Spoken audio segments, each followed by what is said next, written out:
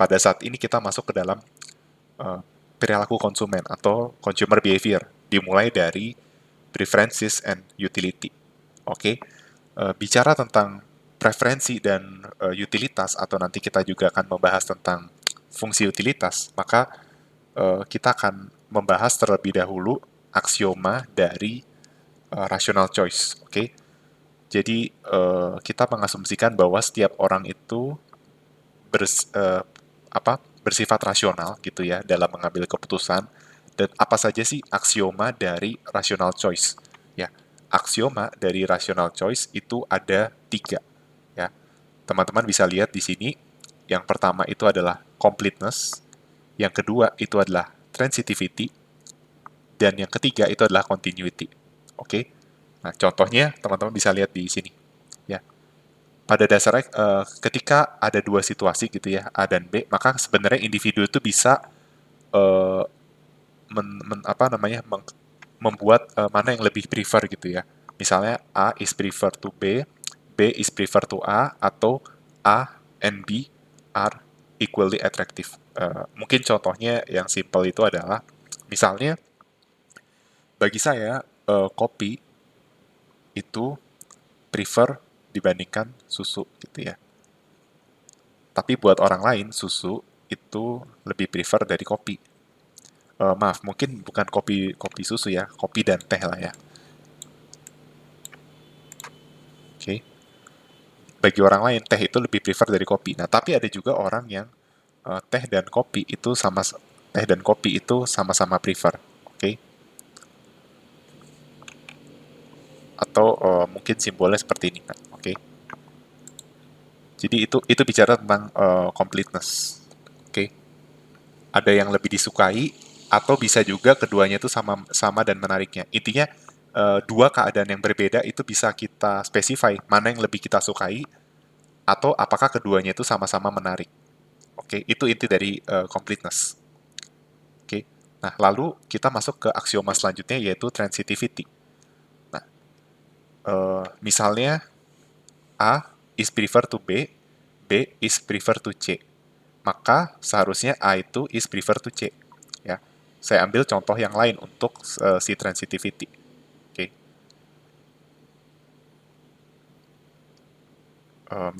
saya ambil contoh apa ya? Misalnya martabak martabak keju itu, bagi saya martabak keju itu lebih enak daripada martabak telur, atau saya lebih prefer martabak keju daripada martabak telur. Sedangkan martabak telur itu lebih di-prefer daripada martabak kacang misalnya. Nah, berarti secara otomatis martabak keju itu lebih di-prefer daripada martabak kacang. Oke. Okay?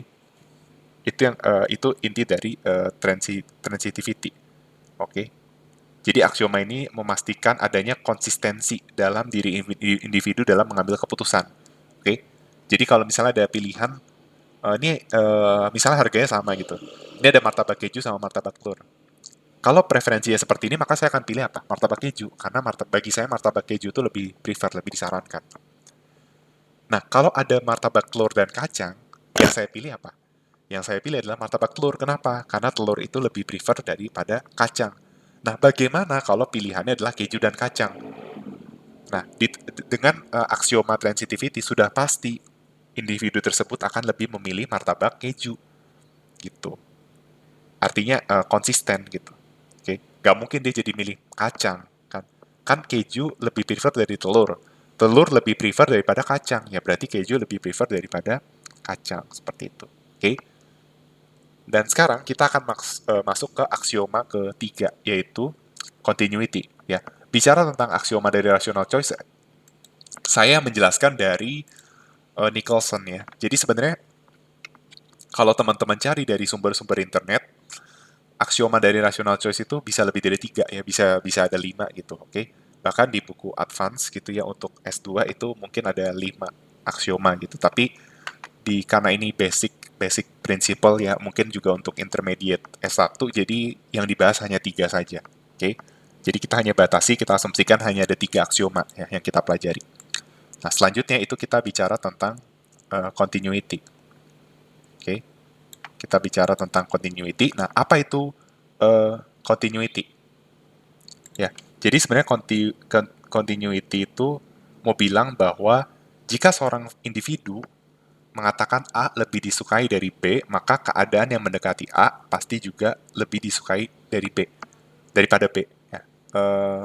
Gimana ya sederhananya tuh ya kita menjelaskan dari ini aja kombinasi barang dan utilitas. Ya, misalnya saya bagi menjadi 5 kombinasi konsumsi gitu ya, kombinasi kombinasi A, kombinasi B, kombinasi C, kombinasi D, dan kombinasi E. Misalnya ini kita mengonsumsi dua barang, barang X dan barang Y. Ya, di kombinasi A dia mengonsumsi dua barang X dan tiga barang Y. Oke. Sedangkan di konsumsi barang X yang di kombinasi B itu tiga barang X dan dua barang Y seperti itu. Oke. Nah, di yang C itu 5 sama 1 misalnya. Nah, yang di D itu 3 dan 5, yang E itu 4 dan 4. Oke. Nah, dari kombinasi yang kita peroleh ini, maka kita bisa menyimpulkan bahwa eh, dari kombinasi ini kita bisa menyimpulkan bahwa titik A, B, dan C itu bisa memberikan tingkat kepuasan yang sama. Seperti itu. Kenapa? Karena kita bisa lihat bahwa ketika X-nya naik, itu disertai dengan penurunan Y. Ya, misalnya kita asumsikan X itu lebih prefer dari Y. Ya, maka ketika X itu naik, Y-nya itu harus turun kan. Nah, makanya A, B, dan C ini bisa berada di indifference curve yang sama. Tapi untuk D dan E itu nggak mungkin berada di indifference curve yang sama. Kenapa? Karena di kombinasi D dan E, itu kepuasannya harus lebih tinggi. Kenapa? Karena dia mengonsumsi lebih banyak X dan lebih banyak Y daripada di A, B, dan C. Kalau A, B, dan C, X-nya meningkat, konsumsinya Y-nya turun. Maka ini bisa kita bilang dia berada di indifference curve yang sama nih. Oke, di mana X itu lebih prefer. Kita bisa lihat kombinasinya itu X-nya naik. Ya, dari A ke B, X-nya naik 1. Dari B ke C, X-nya naik 2. Dan Y-nya turun 1 terus. Tapi di kombinasi D dan E, enggak. Di kombinasi D dan E, X-nya naik nih misalnya dari A ya. 2 naik ke 3. Tapi Y-nya dari 3 naik ke 5. Nah, maka sudah pasti utility di D sama A, B, C itu pasti lebih tinggi. Gitu. Dan di E ini juga bisa sama. Makanya ini berada di indifference curve yang kedua. Inti dari continuity itu dia sebenarnya ingin menyatakan bahwa eh, apa namanya, jika X lebih prefer dari Y, maka apapun kondisinya X itu harus lebih di prefer daripada Y seperti itu. Dan dalam konteks indifference curve kita juga bisa lihat bahwa titik di dalam indifference curve itu nggak bisa berpotongan. Oke. Okay? Dan nanti kita akan bahas selanjutnya kenapa indifference curve itu nggak bisa berpotongan. Oke. Okay? Dan itu hanya penjelasan singkat tentang aksioma dari rational choice. Oke. Okay? Teman-teman nanti bisa baca bukunya lebih dalam lagi. Nah, sekarang kita masuk ke dalam utility. Ya, mungkin lebih masuk ke dalam utility itu sendiri. Ya, kita belum membahas tentang utility function. Nah, yang teman-teman perlu ketahui tentang utility ya, dari asumsi aksioma rational choice tadi ya tentang completeness, transitivity, and continuity. Nah, kita mungkin menunjukkan secara formal tentang apa yang kita inginkan dan apa yang akan kita konsumsi seperti itu. Oke. Intinya dari ranking tersebut, seorang ekonom bernama Jeremy Bentham itu menyebutnya ranking utility. Oke. Nah, dan yang teman-teman perlu ketahui dari fungsi utility adalah dia itu sifatnya non-unique dalam pengukuran. Maksudnya non-unique itu adalah ketika misalnya kita nyebut utility A itu sama dengan 5, utility B sama dengan 4, maka tadi berarti kita bisa bilang bahwa dengan kan utility dari A ini artinya kan kalau dia konsumsi A saja dia dapat utility 5. Kalau yang ini dia konsumsi B aja itu dapat 4. Berarti kita bisa bilang bahwa A is prefer to B. Oke. Okay? Nah, Tapi yang perlu teman-teman ketahui adalah pengukuran dari utility itu tidak seperti kita mengukur hal-hal yang scientific lainnya. Misalnya, contohnya termometer gitu ya. Misalnya kalau termometer dalam Celsius itu perbedaan lokasi itu nggak akan berbeda. Oke, maksudnya gini, 30 derajat Celcius di Jakarta dengan 30 derajat Celcius di Bandung itu suhunya sama. Oke, Eh, aku nggak bilang bahwa oh di Jakarta itu cuacanya lebih panas daripada Bandung sehingga suhunya lebih tinggi. Itu beda cerita. Yang saya mau bandingkan adalah ukuran yang sama di kota Bandung dan Jakarta untuk temperatur itu menunjukkan suhu yang sama. Sekalipun mungkin di Jakarta suhu 30 derajat Celcius itu sulit untuk tercapai karena lebih panas. Tapi saya mau bilang bahwa 30 derajat Celcius di Jakarta dan Bandung itu sama. Oke? Okay? Atau yang lebih lebih universal, 30 cm di rumah. Misalnya kalau teman-teman ngukur barang 30 cm di rumah teman-teman dengan 30 cm di kampus, itu pasti sama. Asumsinya adalah kalau teman-teman mengukur dengan penggaris, ya bukan dikira-kira. Kalau dikira-kira ya bisa beda. Kalau misalnya yang ngira-ngira itu adalah kamu dan teman kamu lebih teledor daripada kamu, ya berarti teman kamu hasilnya lebih nggak akurat. Gitu. Kita asumsikan ada alatnya gitu, penggaris atau termometer ya. Termasuk berat badan misalnya. Mungkin nyebutnya bukan berat badan ya, karena berat itu adalah massa kali gravitasi. Mungkin kita nyebutnya massa badan. Ya, kalau teman-teman 75 kilogram di teman-teman nimbang 75 kilogram di rumah teman-teman, seharusnya di kampus juga 75 kilo. Ya, asumsinya timbangannya tidak bermasalah. Asumsinya berat badan teman-teman itu, massa badan teman-teman itu tetap sama, jadi nggak dipengaruhi oleh makanan yang masuk dan keluar misalnya. Seperti itu. Intinya pengukuran tadi itu sifatnya universal tuh tadi. Misalnya berat badan, eh, apa namanya, kecepatan juga sama ya. Suhu itu universal. Nah, tapi utility itu enggak. Ya, utility itu tidak ada ukuran yang dia non-unique gitu untuk pengukurannya. Ya. Utility 7 di saya bukan belum tentu utility 7 di orang lain. Ya, misalnya sama-sama utility-nya 7 ya, antara saya dan orang lain. Belum tentu saya itu lebih belum tentu kita sama sebenarnya apa namanya kepuasannya. Tapi itu hanya sebagai simbol aja, oke? Okay? Nah, terus ada asumsi ceteris paribus. Inti dari ceteris paribus berarti ada faktor-faktor yang kita anggap konstan seperti itu, termasuk di dalam pembuatan fungsi utilitas, oke? Okay? Dan yang perlu diketahui juga bahwa fungsi utilitas yang kita pelajari di Mikro 1 umumnya itu adalah utility dari mengonsumsi barang. Misalnya barang X dan barang Y seperti itu. Oke. Okay?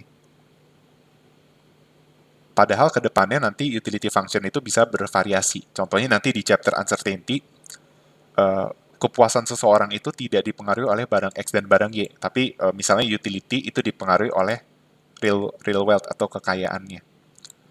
Oke. Okay? Apakah fungsi utility-nya salah? Enggak, ini beda aja. Kalau kalau yang 3.2 ini utility-nya dari mengonsumsi barang X dan Y, tapi di titik 3 itu utility-nya dari kekayaan. Oke. Okay? Nah, kalau yang 3.4 ini utility dari ceritanya ini labor market ya. Kan labor itu mengalokasikan waktunya menjadi dua misalnya, untuk bekerja sama untuk leisure. Misalnya C itu adalah konsumsi, H itu untuk non-work time atau leisure time. Oke, jadi kepuasannya ditentukan dari berapa banyak leisure dan berapa banyak dia bekerja. Nah, ini juga utility yang lebih unik, C1, C2 ya, tentang konsumsi dan saving. Ya, bagaimana utilitas dari mengonsumsi saat ini dan konsumsi yang akan datang atau saving seperti itu. Oke, jadi utility utility itu unik ya. Tidak harus utility itu dinyatakan dalam X1 X2. Oke. Nah, itu argumen dari utility function. Nah, selanjutnya kita bicara tentang trade and substitution. Oke. Kita mulai masuk ke dalam indifference curve and the marginal rate of substitution. Oke. Sekedar mereview aja dari apa yang kalian pelajari di pengantar ilmu ekonomi mikro ya. Indifference curve itu apa sih? Indifference curve itu adalah kurva yang menunjukkan kombinasi konsumsi yang menghasilkan kepuasan yang sama ya, atau the same level of utility. Oke. Okay?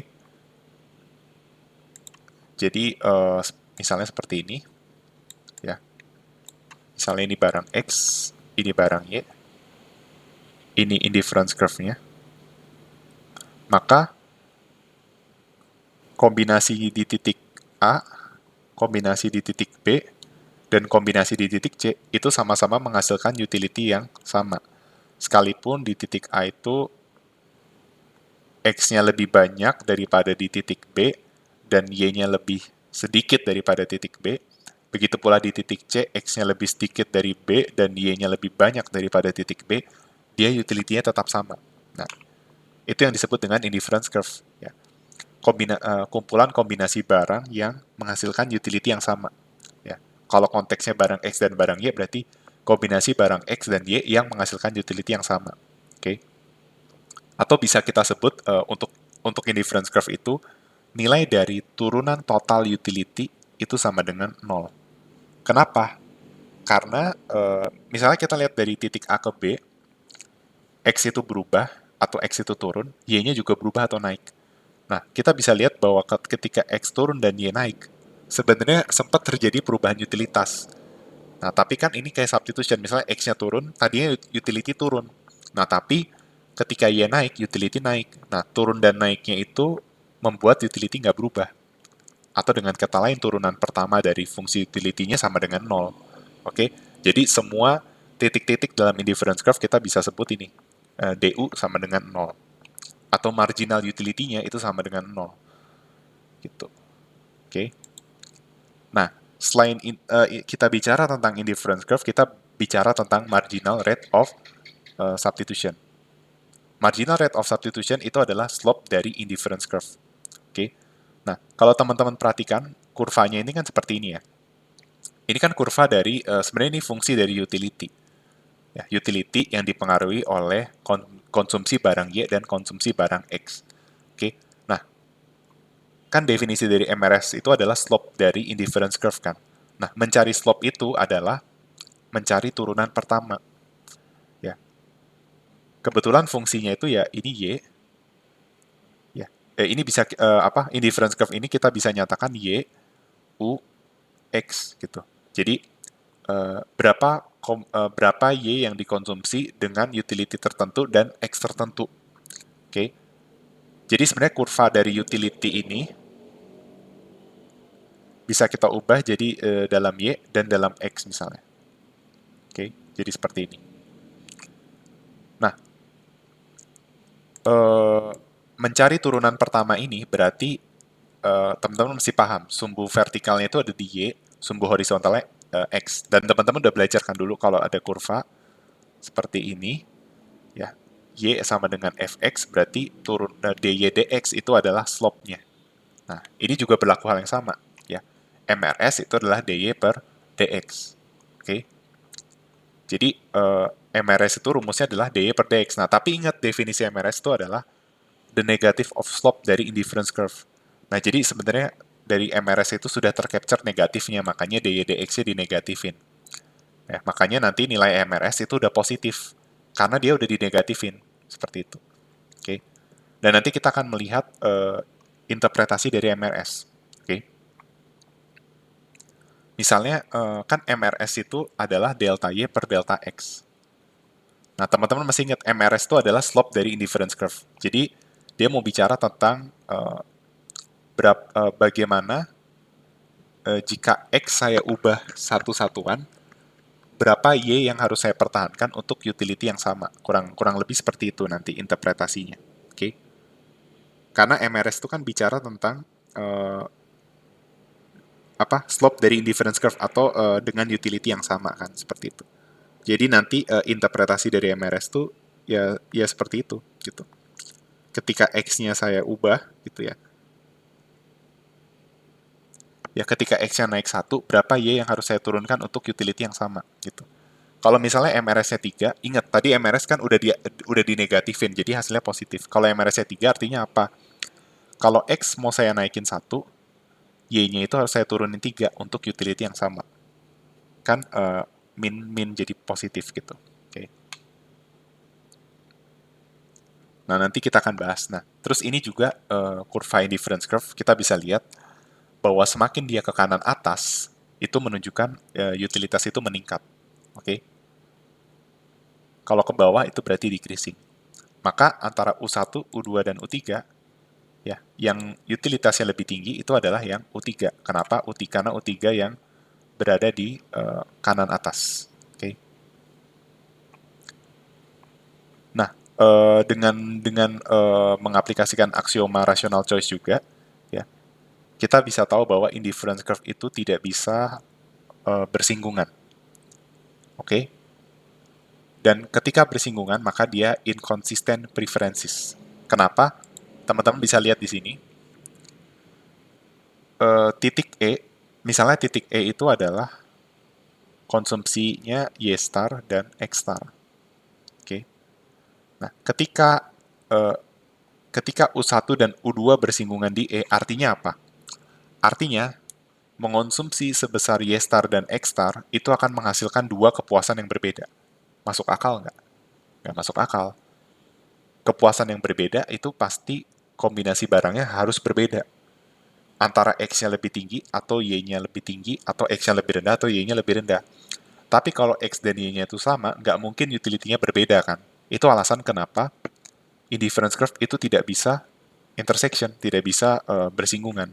Dan kalau dia bersinggungan, dia disebut inconsistent. Seperti itu. Oke. Okay? Makanya E cannot represent two different levels of utility. Oke. Okay?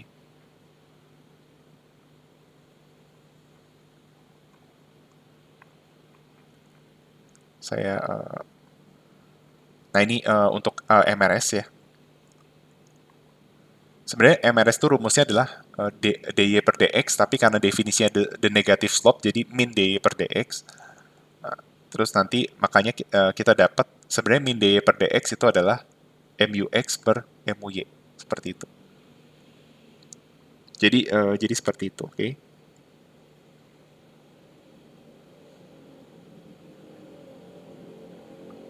Nah, maka tadi ya seperti yang saya sudah jelaskan apa namanya interpretasinya. Misalnya MRS-nya 3, 3, 3 itu artinya 3 unit Y per unit X. Gitu. Artinya saya perlu mengorbankan 3 unit Y jika saya ingin meningkatkan 1 unit X untuk apa namanya untuk level utility yang sama seperti itu. Oke. Okay. Nah, mungkin saya ingin membuktikan suatu rumus ya. Kan selama ini teman-teman udah belajar nih di PA Mikro ya bahwa uh, mungkin mungkin nggak dipelajari juga sih ya. Ada yang mempelajari, ada yang nggak. Jadi teman-teman udah tahu nih bahwa di buku juga dijelasin nih bahwa MRS itu adalah MUX per MUY, ya kan? MRS adalah MUX per MUY. Nah, apakah benar MRS itu adalah MUX per MUY? Jika iya, dari mana asal-usul rumus ini? Nah, maka kita kembali lagi ke definisi indifference curve. Indifference curve itu kan menunjukkan kombinasi barang yang tidak dengan utilitas yang sama kan. Atau dengan kata lain, DU sama dengan 0. Oke. Nah, ingat, utility dari mengonsumsi barang X dan Y, berarti turunan totalnya adalah marginal utility X dx ditambah marginal utility Y dari dy. Atau dengan kata lain seperti ini. Oh, sorry.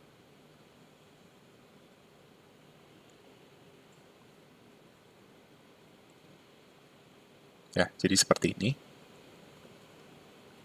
Nah, ini adalah turunan total dari utility. Nah, kalau indifference curve itu turunan total utility-nya sama dengan 0. Artinya, kalau X dan Y-nya berubah, utility harus tetap sama. Kalau utility-nya berbeda, berarti dia indifference curve yang berbeda, seperti itu. Oke? Okay? Nah, berarti kalau ini sama dengan 0, artinya apa? Artinya adalah, kalau ini sama dengan 0, artinya ini. MUX DX sama dengan min MUY DY. Paham nggak? Kan misalnya berapa tambah berapa hasilnya 0. Berarti logikanya misalnya 3 tambah min 3 atau 4 tambah min 4. Nah, berarti MUX DX sama dengan min MUY DY.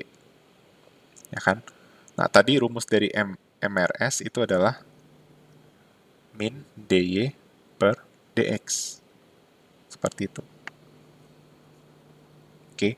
Nah, maka min DY per DX itu sama dengan MUX per MUY. Kenapa? Karena MUX DX sama dengan min MUY DY. Sehingga kalau ini kita bagi dengan DX, ya kan? Misalnya MUX DX sama dengan min MUY DY. Nah, saya tulis di sini aja ya, biar lebih gampang. Maka, kalau saya bagi ini dengan DX, ini juga dibagi dengan DX. Ya kan? Berarti ini dicoret.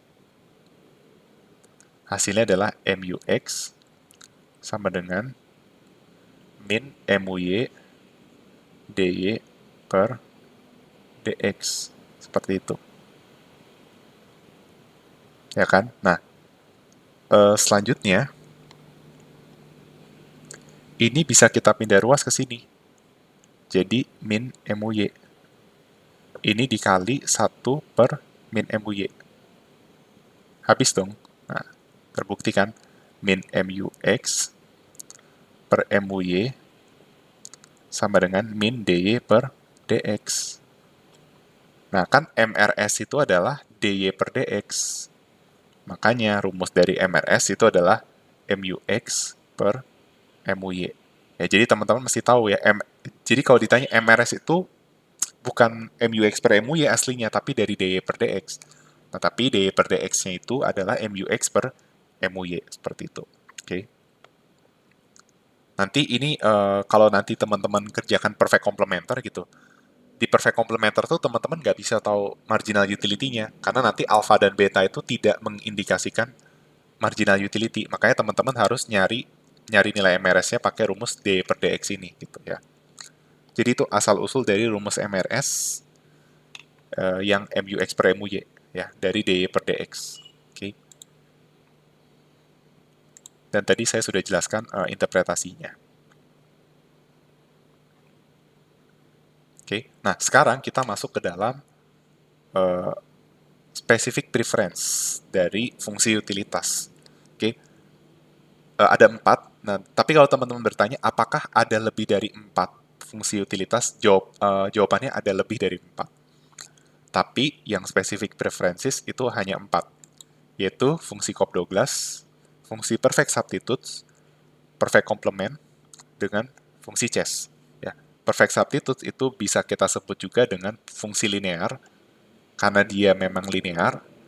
Perfect complements itu bisa kita sebut Leontief. Ya. Perlu diperhatikan, cara menyebutkannya adalah Leontief, bukan Leontief. Ya, dia dari Prancis. Dan Cobb-Douglas dan Chess itu ada kemiripan. Ya, yang membedakan nanti teman-teman akan lihat bahwa di Cobb-Douglas itu elasticity of substitution-nya itu sama dengan 1, seperti itu. Oke. Nah, ini adalah bentuk dari Cobb-Douglas utility ya, yang sering mungkin teman-teman di matematik ekonomi juga udah sering tuh dapat utility atau fungsi produksi itu X pangkat alfa kali Y pangkat beta gitu ya. Di mana alfa dan beta itu positif konstan. Nah, tapi perlu teman-teman ketahui bahwa apakah alfa plus beta harus sama dengan 1? Jawabannya tidak harus. Tapi kok kenapa nih di buku dibilang alfa dan beta positif konstan, tapi harus kurang dari 1? Ya. Dan kenapa di sini dibilang alfa plus B sama dengan 1? Gitu. Nah, karena ini asumsinya adalah constant return to scale. Ya, memang di fungsi utility kita umumnya pakai asumsinya constant return to scale. Oke. Tapi nanti ke depannya teman-teman di fungsi produksi alfa plus beta tuh nggak harus sama dengan 1 untuk Cobb-Douglas ya. Nah, sebenarnya kalau dia kasusnya constant return to scale atau alpha plus beta sama dengan 1, maka kita bisa menggunakan monotonic transformation. Ya. Karena kalau alpha plus beta sama dengan 1, artinya apa? Artinya alpha sama dengan 1 kurang beta, beta itu adalah 1 kurang alpha. Nah, makanya kita bisa ganti alpha itu jadi delta, beta itu adalah 1 min delta. Sehingga delta itu adalah alfa per alfa plus beta, atau alfa saja, sedangkan 1 min delta itu adalah beta per alfa plus beta, atau beta saja. Oke, seperti itu. Ini contohnya misalnya deltanya 0,75, berarti 1 min deltanya adalah 0,25. Ini untuk COP12 utility function. Kalau nanti kita akan belajar aplikasinya seperti apa ya. Nah, terus perfect substitutes, ini yang unik ya. Di perfect substitutes, ya namanya saja sudah perfect substitutes, artinya apa? Kita mengasumsikan bahwa barang-barang yang dikonsumsi itu bersifat substitusi secara sempurna. Substitusi sempurna berarti bisa digantikan seluruhnya. Artinya eh, kita cukup mengonsumsi salah satu barang saja gitu. Ya, sebenarnya ini agak-agak ke chapter 4 sih sebenarnya. Jadi dia cuma perlu pilih salah satu barang untuk dikonsumsi. Oke. Dan MRS-nya itu konstan. Nah, kan fungsinya perfect substitute itu linear ya. Jadi eh, berarti MUX itu adalah turunan U terhadap X, hasilnya alpha ya. Hasilnya alpha, sedangkan MUY-nya turunan utility terhadap Y itu hasilnya beta. Nah, tadi MRS itu MUX per MUY, makanya MRS itu konstan dan selalu equals to alpha per beta, seperti itu. Oke. Okay. Nah, sebelum masuk ke chess, kita masuk ke perfect complements. Ya, di perfect complements itu fungsi utility seperti ini ya, min alpha x, beta y. Oke, sebenarnya lebih tepat perfect complementer atau perfect complements ya. Itu ditulis seperti ini.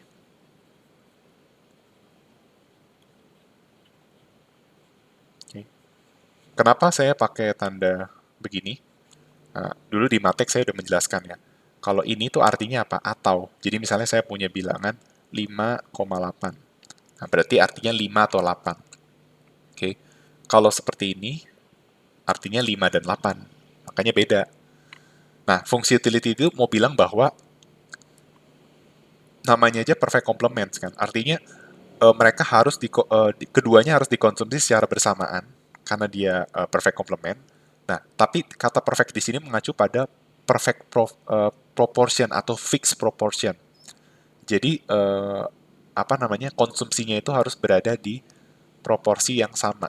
Jadi misalnya kalau kalau saya mengonsumsi X itu selalu 2 kali lipat dari Y, maka eh, itu harus tercapai sekalipun harga barang X dan harga barang Y naik, intinya X itu harus 2 kalinya Y. Kalau itu tidak tercapai, utility-nya itu tidak maksimum. Ya, kurang lebih seperti itu. Nah, ini contoh-contoh fungsi utility-nya. Misalnya, minimum X, 8Y. Artinya apa? 8 unit kopi, ya misalnya Y itu kopi, X-nya itu adalah krim. Maka, krim dari kopi. Maka, 8 unit kopi itu harus disertai dengan 1 unit krim. Oke. Dan min itu menunjukkan besarnya utilitas. Oke. Utilitasnya minimum. Jadi misalnya kalau ada, misalnya ini utility minimum 30-30. Misalnya X dan Y menyebabkan utility-nya jadi minimum 30,30. Nah, berarti utility-nya 30. Nah, apa yang terjadi kalau saya naikin X dan Y-nya tetap? Nah, utility-nya tetap 30. Kenapa? Karena proporsinya udah berbeda. Oke, yang diambil adalah nilai minimum. Nah, apa yang terjadi kalau seandainya ini tak naikin tapi ini diturunin? Nah, berarti utility-nya juga turun. Ya. Min itu adalah minimum. Oke. Jadi kalau misalnya utility dari minimum 35,25, jawabannya adalah 25. Dicari yang minimum. Oke. Nah, terus selanjutnya itu kita masuk ke chess utility function. Nah, sebenarnya apa yang membedakan chess dengan fungsi-fungsi lain? Di fungsi chess, fungsi chess itu mirip dengan COP12, tapi bedanya fungsi chess itu bisa bertransformasi jadi berbagai fungsi. Ya, kalau delta sama dengan 1, ya, kan kita lihat nih fungsinya adalah X pangkat delta ditambah Y pangkat delta dalam kurung, tutup kurung, pangkat 1 per delta. Atau nanti saya akan ajarkan bahwa fungsinya itu bisa bertransformasi jadi seperti ini. Ya, intinya apa? Kalau delta sama dengan 1, berarti U sama dengan X pangkat 1 per 1, X. Ditambah Y pangkat 1 per 1, Y. Berarti X plus Y. Nah, makanya fungsi, kalau delta sama dengan 1, fungsinya bakal jadi perfect substitute secara jelas. Nah, tapi, kalau delta mendekati 0, fungsinya akan mendekati COP 12. Oke, tapi nilai delta itu nggak bisa sama dengan 0. Kan nggak, fungsinya jadi nggak jelas gitu. Oke. Intinya di chess utility function, elasticity kalau kalau di fungsi sebelumnya, nanti nanti saya akan jelaskan ya. Pokoknya kayak misalnya COP12 itu elasticity of substitution-nya sama dengan 1. Ya, di perfect substitutes, elasticity of substitution-nya itu tahingga. Di perfect complement, elasticity of substitution-nya itu sama dengan 0. Nah, kalau di chess, elasticity of substitution-nya itu bisa berbeda-beda, tergantung dari nilai deltanya, seperti itu. Oke. Nah, saya habiskan dulu materinya sebelum kita masuk ke contoh soal. Oke, sepertinya udah habis. Nah, sekarang kita masuk ke dalam contoh soal. Kita masih ada waktu untuk contoh soal. Misalnya soalnya seperti ini. Mungkin satu soal dulu. Ya. Nah, tadi kita udah dapet ya fungsi chess itu adalah, tadi kita dapat fungsi chess itu adalah X delta ditambah Y delta pangkat 1 per delta. Nah, tadi kita udah belajar yang namanya fungsi itu ditransformasi, jadi seperti ini.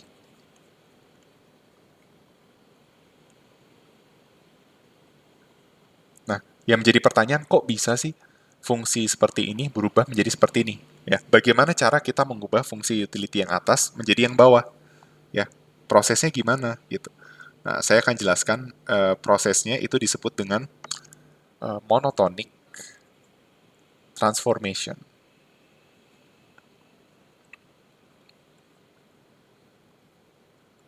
Oke. Jadi proses mengubah fungsi seperti ini, ya ini kan bisa kita, ya, fungsi pertama itu kita bisa sebut fungsi non-linear, sedangkan fungsi kedua itu menjadi fungsi linear.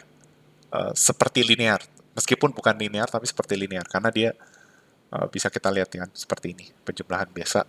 Nah, itu yang kita sebut dengan monotonic transformation. Kalau teman-teman masih ingat di pertemuan pertama atau kedua gitu ya, kita mengubah fungsi linear menjadi fungsi non-linear menjadi linear atau linear jadi non-linear dengan teknik logaritma atau logaritma natural. Nah, sekarang kita juga akan coba monotonic transformation. Ya, bagaimana fungsi yang atas itu bisa jadi yang bawah. Nah, caranya adalah seperti ini. Yang pertama, fungsi utilitas yang atas itu kita pangkatin dengan delta. Ya, berarti ini pangkat delta, ini pangkat delta gitu. Maka hasilnya adalah U pangkat delta sama dengan kan ini pangkat seper delta di pangkat delta habis dong jadi pangkat 1. Nah, hasilnya kan jadi X pangkat delta ditambah Y pangkat delta kan. Seperti itu. Oke. Nah, terus apa nih langkah-langkah selanjutnya? Setelah kita bikin seperti ini, kita pakai logaritma. Terserah teman-teman mau pakai logaritma atau logaritma natural. Misalnya aku pakai logaritma natural. Kalau sisi kiri di logaritma natural, di sisi kanan itu juga di logaritma natural. Nah, masih ingat kan aturan logaritma kan? Yang misalnya logaritma 10 pangkat 7 itu artinya 7 log 10 gitu ya. Jadi, apa namanya? Logaritma A pangkat B sama dengan B log A gitu. Ya. Logaritma A pangkat B itu adalah B log A gitu ya. Nah, berarti ini tuh bisa diubah. Saya pakai warna kuning atau warna lainnya. Ini. Berarti ini bisa saya ubah jadi delta dikali ln U sama dengan apa? Nah, ini dilonkan. Hasilnya adalah tetap seperti ini. Habis. Oke. Jadi seperti ini.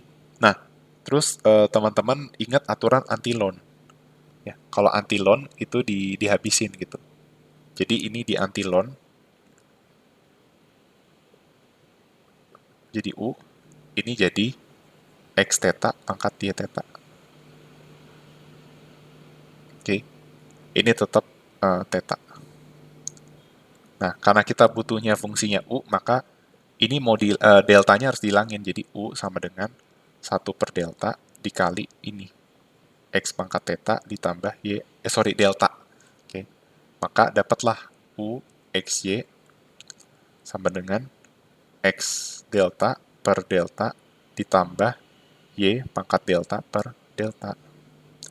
Ini adalah fungsi Chess yang sudah mengalami monotonic transformation dari yang seperti ini menjadi seperti ini. Gitu. Oke. Jadi simple, oke, gampang ya. Nah, selanjutnya saya ingin teman-teman bisa mencari elasticity of substitution dari fungsi Chess. Nah, gimana mencari elasticity of substitution? Nah, dari tadi yang saya singgung itu adalah marginal rate of substitution. Saya sama sekali belum menyinggung tentang elasticity of substitution. Nah, sebelumnya teman-teman harus tahu dulu elastisitas ya. Di pertemuan pertama saya sudah sempat mengulang tentang elastisitas. Intinya elastisitas itu ingin mengukur responsivitas suatu variabel ya, dampaknya terhadap variabel tertentu.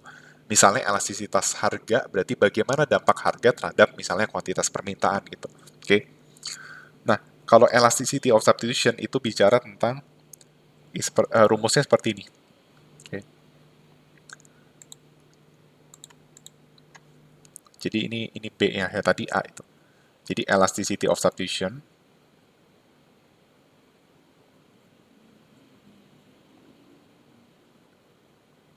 itu rumusnya adalah persen delta Y per X dibagi persen delta MRS. Jadi saya mau melihat bagaimana dampak MRS terhadap rasio Y per X. Ya, di mana MRS itu bicara tentang apa? Pada saat maksimum utility, MRS itu adalah PX per PY juga gitu. Jadi bagaimana jadi bisa bisa kita interpretasi gini. Kalau seandainya terjadi perubahan rasio harga barang, ya harga barang X dan harga barang Y itu berubah, ya. Bagaimana dampak dampak persentase perubahan rasio harga barang X dan harga barang Y terhadap Y per X gitu. Kalau tadi kan saya udah bilang ya, kalau dia perfect substitutes, elasticity-nya itu tahingga. Misalnya perfect complements dulu. Kalau perfect complements, elasticity-nya sama dengan 0. Artinya apa? Artinya, kalau rasio harga barang X dan Y berubah, terserah mau berubah berapapun, Y per X-nya itu nggak akan berubah rasionya. Ya. Contohnya, perfect complements-nya itu adalah Y per X-nya harus sama dengan 2. Artinya mau harga X-nya naik berapapun atau harga Y-nya naik berapapun, Y per X itu harus dikonsumsi dengan rasio 2:1. Ya, jadi kalau saya bisa mengonsumsi 6 unit Y, maka saya harus mengonsumsi 3 unit X. Oke. Nah, terus misalnya 6 unit uh, 6 unit Y dengan 3 unit X. Nah, bagaimana kalau seandainya harga barang X itu naik? Ya, harga barang X itu naik. Ya. Maka saya harus alokasikan misalnya kalau X-nya 2, itu Y-nya 4 gitu. Kalau saya 5, nggak maksim, utility-nya sama aja gitu. Makanya saya ambilnya 4. Oke. Sama kalau Y-nya juga turun, X-nya juga harus turun dengan proporsi yang sama gitu ya. Itu elasticity of substitution itu seperti itu. Nah, kalau dia perfect substitute, rasio harganya nggak berubah. Sorry. Bukan kan kalau perfect substitute itu elasticity-nya tahingga ya. Artinya apa? Artinya tanpa rasio harganya berubah, ya tanpa tanpa rasio harganya berubah pun Y per X itu bisa berubah. Karena apa? Karena dia cuma konsumsi salah satu kan, kayak gitu. Oke. Jadi Y per X-nya itu antara 0 atau tahingga gitu. Oke. Kalau misalnya saya konsumsi Y doang, berarti kan sesuatu dibagi 0. Hasilnya tahingga. Tapi kalau saya konsumsi X doang, berarti 0/5 misalnya. Hasilnya 0. Itulah alasan kenapa di perfect substitutes elasticity-nya itu tak hingga. Oke. Nah, sekarang kita akan buktikan di CHES atau constant elasticity of substitution. Oke. Bagaimana caranya membuktikannya? Nah, rumus yang udah kita dapat ini bisa kita urai. Jadi seperti ini. D Y per X D MRS dikali MRS dibagi Y per X. Seperti itu. Maka, elasticity of substitution-nya adalah turunan Y per X terhadap MRS dikali MRS per Y per X. Maka, langkah yang harus aku lakukan apa? Kan aku punya nilai MRS. Di mana MRS itu adalah menunjukkan nilai rasio Y per X. Nah, maka saya harus menginverse menjadi Y per X dalam MRS. Gitu. Oke. Simpelnya, intinya simpelnya adalah kita harus cari, jadi gini, untuk mencari elasticity of substitution, ya, kecuali untuk perfect complement dan perfect substitutes yang udah jelas ketahuan hasilnya, misalnya Cobb-Douglas-Stokes, maka kita harus mencari MRS-nya terlebih dahulu. Nah, kan MRS itu adalah dy per dx atau MUX per MUY. Gitu. Nah, berarti kita harus cari dulu nih, kan tadi fungsi utility-nya itu adalah X pangkat delta per delta ditambah Y pangkat delta per delta. Nah, berarti MUX itu kan turunan utility terhadap X kan. Nah, coba ini diturunkan.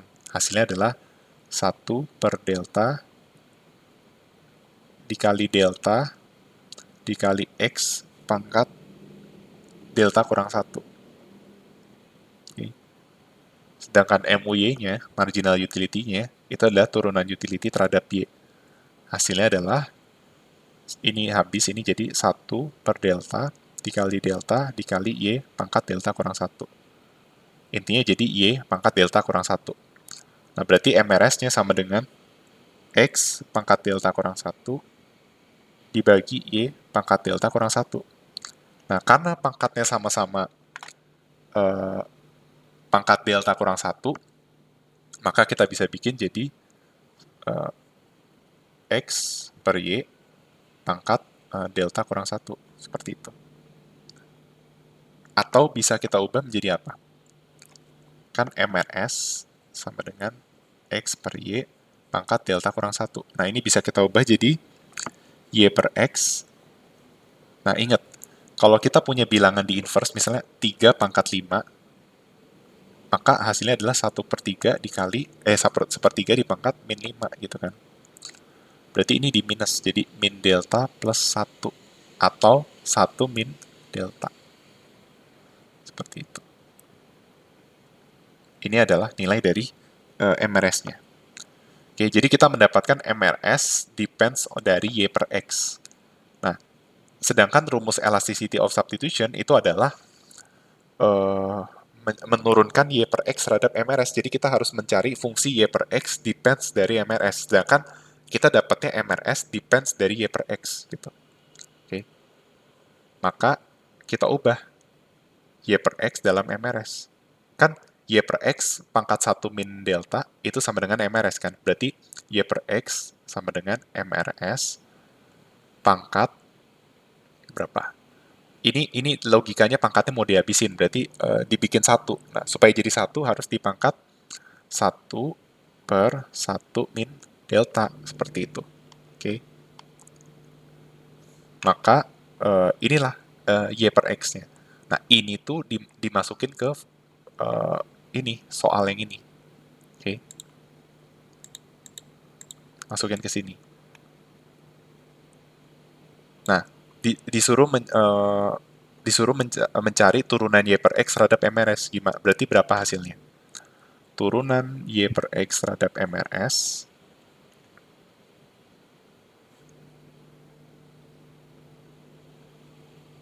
itu sama dengan turunan dari MRS pangkat 1/1 min delta turunin terhadap MRS. Oke. Nah, ya udah kita tinggal masukin ke rumus yang ini ya. Kan elasticity itu turunan Y per X terhadap MRS dikali MRS per Y per X gitu ya. Berarti nah, ini diturunin terhadap MRS hasilnya apa? Misalnya X pangkat 5 diturunin terhadap X, ya udah. Berarti pakai aturan apa? Pangkat ya. Jadi hasilnya adalah 1 yang pangkatnya turun ke samping jadi 1 pangkat 1 min delta dikali MRS, pangkatnya dikurang 1, atau jadinya 1/1 min delta dikurang 1 min delta per 1 min delta dikali MRS per Y per X. Nah, Y per X-nya diubah ke fungsi MRS, yaitu ini. MRS pangkat 1/1 min delta.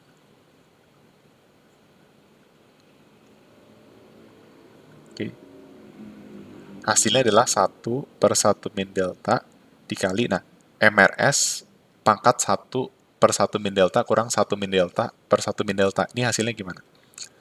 1 kurang 1 habis. Min sama min jadi plus, jadi delta per 1 min delta.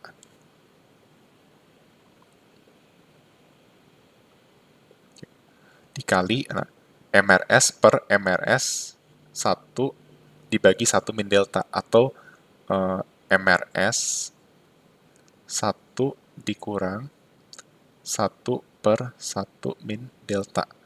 Nah, satunya ini kita ganti, ya satunya bisa kita ganti jadi 1 min delta per 1 min delta dikurang 1/1 min delta gitu. Maka hasilnya adalah ini biar lebih rapi ya.